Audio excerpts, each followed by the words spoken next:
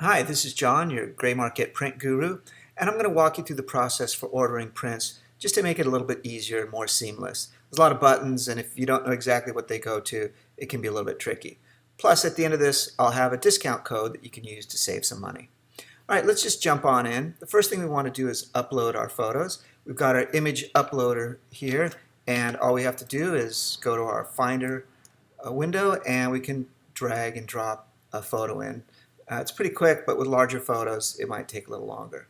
Now, the first thing you'll notice is that we've got a message here telling us that our image is only 83 pixels per inch, where we want to be at least 200 pixels per inch. Our default size here is 16 by 24, so let's say we go a little bit smaller. We're still going to be in trouble, but at least we're a little better. Now, we uploaded one image, but let's say we want to upload another image at this point. Like, we really want to have 3 prints we want to order. Well, what you'll do is head down here to what says click to add more, and then that brings up the upload dialog box again, and we're just going to drag and drop a couple more photos. So now we have 3 photos uploaded, and you'll notice that we have a white bar on the top and bottom, and that's because our image size doesn't fit the print size. But we can fix that. You'll notice we've got a couple little buttons down here below the print workspace, and if you don't see them, you might need to scroll down a little bit. Sometimes they're hidden if you have a smaller monitor. But our very first button here is fit to print size. So if we do that, voila, now our image size fits the print size. We also have additional buttons for set borders. If you want to have this image printed on a vertical size piece of paper, you can do that, and you can also rotate the image. All right, so for now we're done over here, and let's take a look at the right side of our print ordering window. You'll notice we have a little hot link for a complete price list. Now, one thing our hot links on this page do is they take you a little bit lower down the page so you don't leave this page. If you leave the page, you are going to lose all your work, and we don't want that to happen. So in this case, let's say we click here, and now you can see our complete price list. Scroll back up, and we're back at work. All right, we've already selected our print size, and now here we have an option to choose the print type or the ink, the paper, etc.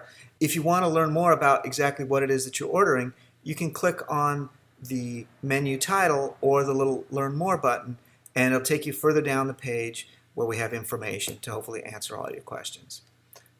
So here we're going to choose for our ink type, we're going to choose archival pigment ink. Our paper is going to be a fine art Baryta. It's beautiful paper. Highly recommend it. Color correction is something we recommend if you've got an image that's maybe straight out of camera where the color's off and you want it adjusted. If you're working in a color managed workflow, probably not necessary. So we're going to say no color correction. Proofs are helpful if you're doing a large print order with maybe a bunch of 20 by 24s and you want to make sure that your color and everything is just the way you want it. We'll send out a round of proofs first, and then you can follow up and make any changes that are necessary. We'll say no proofs. Now, next up, we're going to look at our frame options, and we're going to select frames here. Now, we have the option of purchasing or renting our frames, and we'll go ahead and purchase frames. You can choose to rent, and we will follow up with you afterwards. Frame size. Now, your frame size has to match your print size, and you have to select that manually. Unfortunately, our system doesn't do that for you.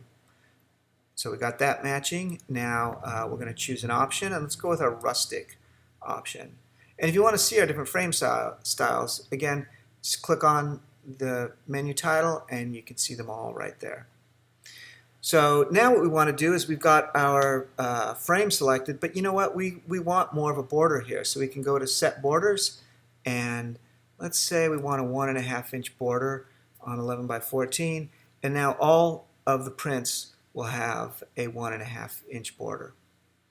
And finally, we're going to choose paper backing or no paper backing.